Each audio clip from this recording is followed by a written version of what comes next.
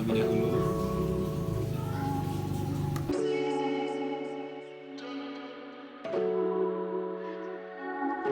Nah, jadi ini merupakan penampakan dari filter udara bawaan pabriknya. Lihat nih, udah kotor. Nah, jadi filter udara ini berfungsi untuk menyaring udara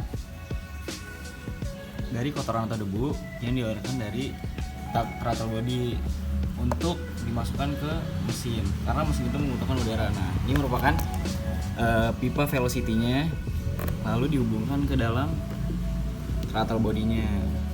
Oke, baik. Nah, jika kita menggunakan filter bawaan pabrik yang dimana memiliki daya filtrasi itu sekitar sampai 15 mikron, maka hasil dari filtrasi tersebut membuat box filter ini menjadi bersih. Akan tetapi di bagian kipas-kipasnya ini itu terdapat banyak sekali debu atau kotoran yang nempel di sini. Nah, jika kita menggunakan filter udara bawaan standar, itu dapat memperlambat suatu akselerasi karena pasukan udara yang masuk ke dalam mesin itu sangat kecil. Nah, makanya gue menggantinya dengan filter udara racing, yang dimana filter udara ini menggunakan daya filtrasi itu sekitar 45 mikron sampai 145 mikron. Bisa dilihat pori-porinya lebih besar ya dibandingkan dengan filter udara bawaan standar, yang dimana ini lebih rapat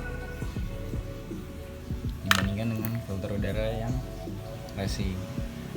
Oke, baik, gue akan menggantinya dulu ya.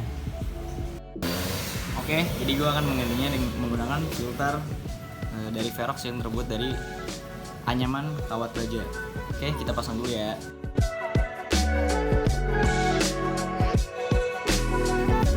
Oke, selesai, filternya sudah dipasang. Oke, jadi di sini gue bakal menjelaskan fungsi dari speedometer. Nah, speedometer ini berfungsi untuk mengukur seberapa cepat jalannya motor ini dengan dalam satuan kilometer per jam. Dan juga di speedometer ini kita juga bisa melihat seberapa cepat putaran mesin kita bergerak. Nih, kita contohkan.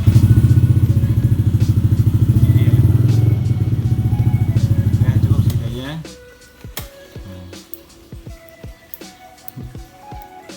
Dalam speedometer juga kita dapat mengetahui indikator bensin yang tersisa dalam box bensin kita. Nah, di speedometer ini juga kita bisa melihat dari trip, konsumsi bahan bakar real time, ini average-nya, dan juga voltase dari aki kita yang tersisa. Oke, sekarang gue akan menjelaskan cara kerja dari knalpot motor ini. Nah, jadi knalpot itu memiliki fungsi untuk membuang sisa-sisa gas pembakaran dari ruang mesin yang disalurkan melalui pipa-pipa knalpot ini, lalu dibuang melalui lewat sini. Oke. Selain itu, knalpot juga memiliki fungsi untuk performa. Maka dari itu kita menggantinya menggunakan knalpot racing, yang dimana knalpot racing itu memiliki saluran udara yang lurus dan tidak seperti knalpot standar yang memiliki pipa knalpot di dalamnya yang berliku-liku, yaitu yang berfungsi untuk meredam suara. Nah, selain itu knalpot racing juga berfungsi untuk meningkatkan performa, lalu meningkatkan weight reduction atau keringanan dari berat motor ini.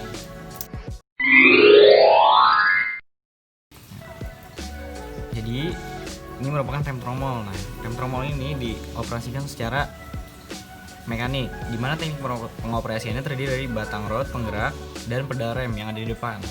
Dalam kinerjanya, ketika kabel atau batang penghubung tidak ditarik, kemudian tidak saling kontak dengan sepatu rem dan tromol yang ada di dalam velg ini, atau kita sebutnya biasanya tromol, maka tromol rem akan berputar bebas mengikuti arah putaran roda. Berbeda jika kabel atau batang penghubung ditarik, maka lengan rem yang di depan atau ini atau tuas rem akan memutar cam atau knock yang ada di dalam sepatu rem. Nantinya akan menjadi mengembang.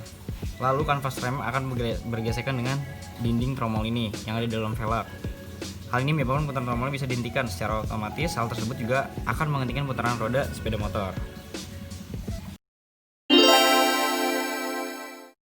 Oke, sekarang gue akan menjelaskan fungsi dari sen motor. Yaitu sen motor itu berfungsi untuk memberi tanda kalau kita mau belok kemana. Nah, jika kita ingin belok ke kiri, maka sen sebelah kiri akan menyala. Nah, seperti ini. Jika kita mau belok ke kanan, maka sen yang sebelah kanan akan menyala. Yaitu menyala secara kedap-kedip. Yang dimana nyala kedap-kedip itu dikontrol melalui flasher sen yang terdapat di dalam bodi motor biasanya.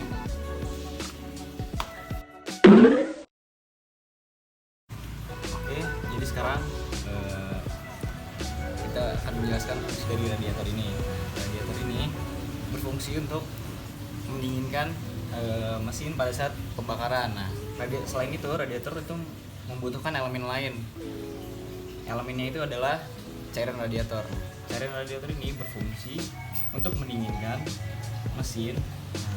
Jadi cairan radiator itu melalui dari selang ini menuju dalam blok mesin, bukan ke dalam pembakarannya tapi ke samping-sampingnya pada blok mesin.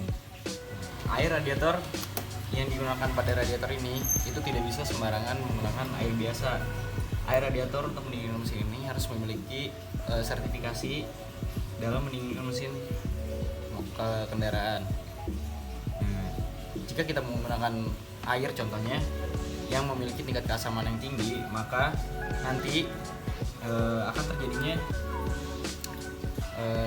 karat pada bagian-bagian seperti klem ini, lalu pada bagian dalam radiatornya, atau bisa juga bagian blok mesinnya, yang dimana itu akan membuat mesin tidak memiliki daya tahan yang lama dan itu akan memperburuk kinerja dari mesin.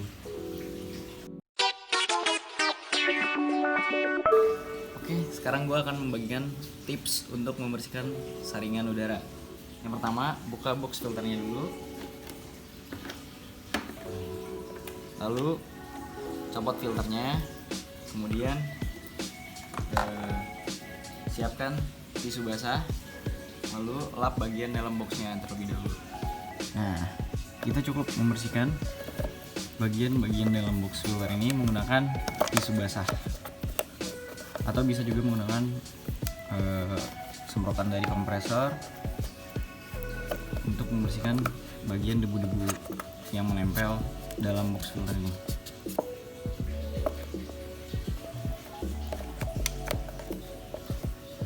Ya, terutama bagian dalam pipa velocity-nya ini. Jadi caranya itu kita hanya tinggal mencucinya saja.